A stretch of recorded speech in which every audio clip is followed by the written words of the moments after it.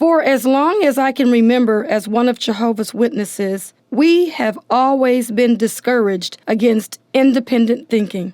But when you critically examine this situation, how many of us go to work and we make decisions on our jobs? And some brothers even own their own company.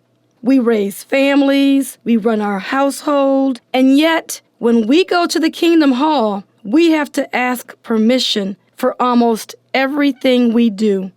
In fact, Jehovah's Witnesses are constantly discouraged against independent thinking. So JT, what's the history behind independent thinking and Jehovah's Witnesses? You're listening to The Critical Thought, where we challenge our listeners to use critical thinking when examining the teachings of Jehovah's Witnesses. Hi, this is JT. Welcome to another episode of The Critical Thought. Today we're going to look at how the Watchtower uses the phrase independent thinking. Independent thinking is the process of making sense of the world based on your own observations and experiences rather than depending on the word of others. It is the ability to trust your own judgments, even if they are not in agreement with what others might say or believe. It's interesting when you look at the history of how the Watchtower writers have used this in their publications.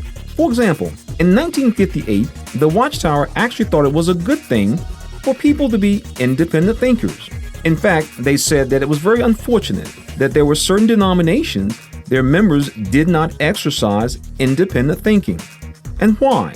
The reason why is because these members were willing to accept whatever the church or the minister or the pastor said. They just accepted it and didn't exercise independent thinking. That created a problem for the Watchtower, though. You see, what happened is their own members wanted to exercise independent thinking. In other words, they didn't just want to accept it because the society said so. So the Watchtower writers made a decision that they would change how the phrase independent thinking was used.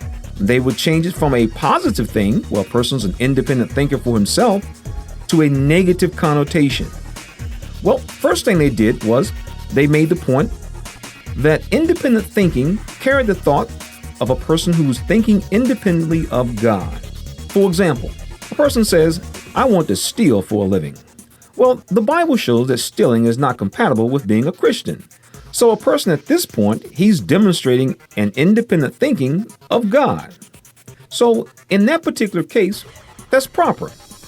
So what the Watchtower writers have done, they now use the phrase independent thinking to relate to how a person views what they have written in their publications. They've connected what they write in their publications to what God says.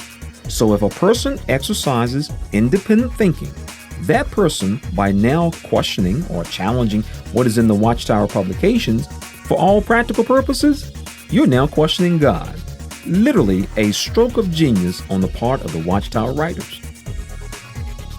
Now, what is the end result for persons who are so discouraged from using independent thinking? Let me give you the perfect example, straight from the Watchtower.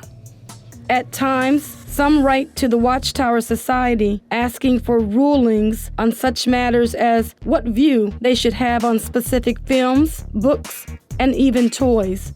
This was taken from the September 1st, 1996 Watchtower, page 21, the article, Living by the Law of the Christ.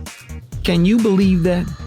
We're talking about grown men and women, 25, 35, 45 years old, 2 or 3 children who must sit down and write a letter to the Watchtower writers asking them, hey, can I buy this Tonka toy for my child cause I can't independently figure out what I'm supposed to do?